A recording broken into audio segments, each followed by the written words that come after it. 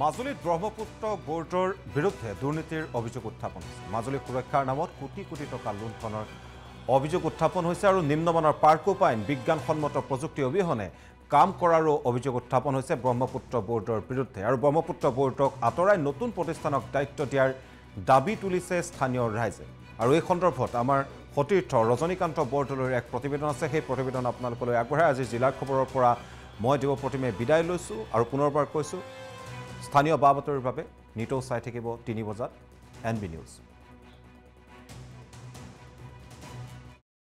মাজুলী সুৰক্ষাৰ স্বাৰ্থত নিয়োজিত ব্ৰহ্মপুত্ৰ বোৰ্ড এতিয়া বগাহাতীত পৰিণত হৈছে।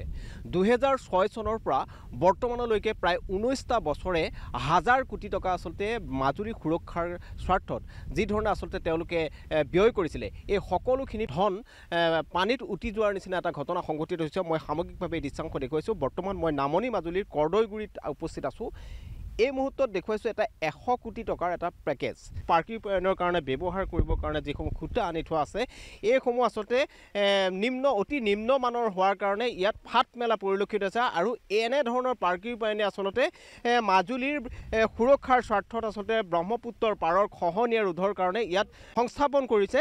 আৰু ইয়াৰ পাছত স্থানীয় ৰাইজ আচলতে জাগি উঠিছে আৰু এনেধৰণৰ ব্যৱস্থা, এনেধৰণৰ বুমেৰাঙত পৰিণত হোৱা এই প্ৰযুক্তিৰে আচলতে কেনেকৈ মাজুলীৰ এই সুৰক্ষাৰ স্বাৰ্থত আচলতে নিয়োজিত হোৱা ব্ৰহ্মপুত্ৰ বোৰ্ড নামৰ এই সংস্থাটোৱে কেনেধৰণে মাজুলীৰ মাটি ভেটি ৰক্ষা কৰিব বা জীৱন সম্পত্তি ৰক্ষা কৰিব, তাক লৈ আজিৰ দিনত প্ৰশ্ন উত্থাপিত হৈছে।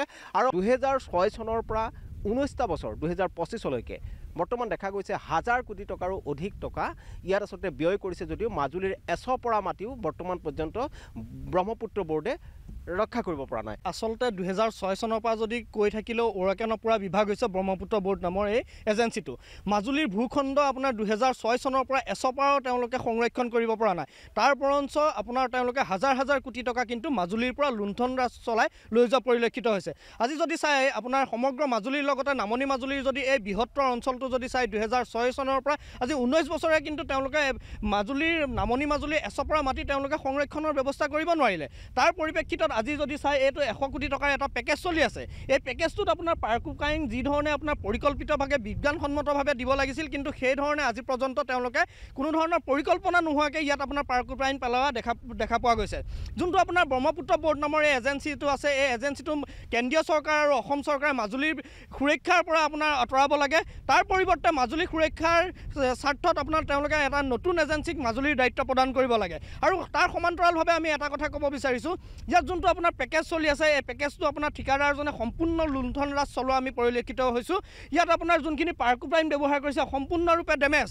আৰু মাজুলীৰ ভূখণ্ডৰ আপোনাৰ কোনো ধৰণৰ জ্ঞান নথকা, মাজুলী নদীৰ কোনো গতিবিধি নজনা কিছুমান আপোনাৰ ইঞ্জিনিয়াৰ ইয়াত আপোনাৰ নিয়োগ কৰা হৈছে, যিটো নেকি আপোনাৰ মাজুলীৰ থলুৱা ভাষাটো অসমীয়া ভাষাটো নজনা কিছুমান আপোনাৰ ইঞ্জিনিয়াৰ ইয়াত নিয়োগ কৰিছে, যি নেকি তেওঁলোকতকৈ আপোনাৰ তেওঁলোকে কিতাপে পত্ৰই পঢ়ি পেলাই ইঞ্জিনিয়াৰ হৈছে, কিন্তু ইয়াৰ নদীৰ গতিবেগ আৰু মাজুলীৰ ভূখণ্ডৰ কথা মাজুলীৰ স্থানীয় ৰাইজে তেওঁলোকতকৈ বেছি জানে। কিন্তু তেওঁলোকক বুজাবলৈ আহিলেও তেওঁলোকে মাজুলীৰ স্থানীয় ৰাইজৰ কথা কিন্তু তেওঁলোকে শুনিবলৈ মান্তি নহয়।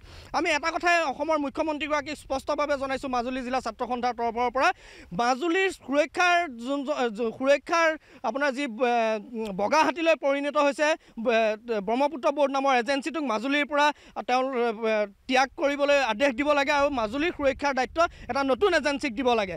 আৰু তাৰ সমান্তৰালভাৱে আমি আৰু এটা কথা আপোনাক অৱগত কৰাইছোঁ, ইয়াত আপোনাৰ যিটো পাৰ্কোপাইনৰ কাম চলাইছে, এই পাৰ্কোপাইনৰ কামটো অতি শীঘ্ৰে বন্ধ কৰিব লাগে আৰু এই ঠিকাদাৰজনৰ ওপৰত এটা তদন্ত ব্যৱস্থা কৰিব লাগে। কিয়নো